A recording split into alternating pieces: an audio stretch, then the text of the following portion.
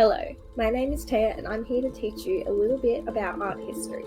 Today we will go over the Post-Impressionist art movement. Let's get straight into it. Post-Impressionism was an art movement that developed between 1886 and 1905 in France. The last Impressionist exhibition was the beginning of this movement, and it ended with the rise of Fauvism. The art movement emerged as a reaction to the Impressionist concern of the naturalistic depiction of light and colour.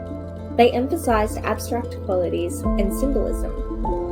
The works in this period took inspiration from Les Nibis, Neo-Impressionism, Symbolism, Post-Impressionism, and Synthetism, along with later Impressionist works.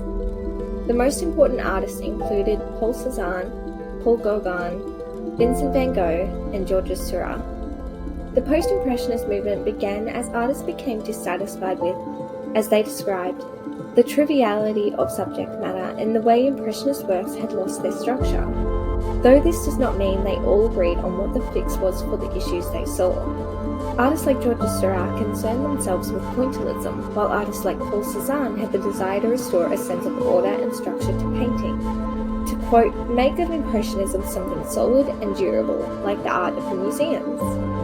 Despite their disagreement concerning the movement, the Post-Impressionist painters were exhibited together. However, the harmony and structural arrangement of the works of all of the different artists were most important. The term Post-Impressionism was first used in 1906 and 1910 by Roger Fry during the exhibition Monet and the Post-Impressionists, which presented the work of modern French painters. 3 weeks before the exhibition opened, the art critic Frank Rudder used the term in a print of Art News in October, where he described the artist Otto Fries as a post-impressionist leader. This seemingly solidified the term.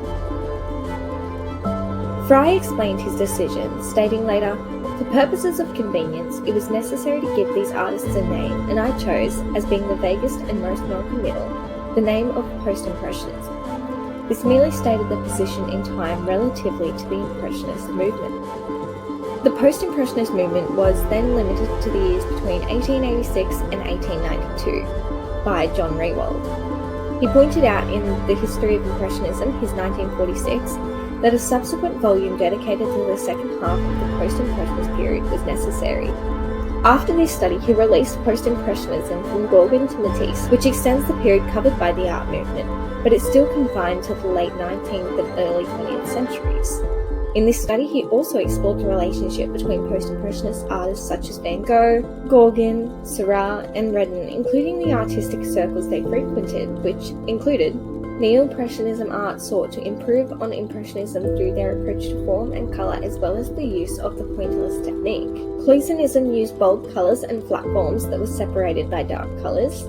Synthetism emphasised two-dimensional flat patterns and utilised a conscious effort to work less with nature and rely more on the artist's memory.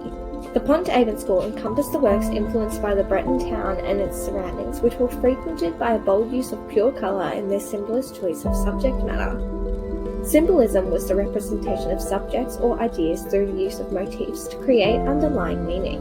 Major artists of this period include Paul Cézanne, Odilon Redon, Henri Rousseau, Vincent van Gogh, Charles Engrand, Henry Edmund Cross, Georges Seurat, and Paul Signac.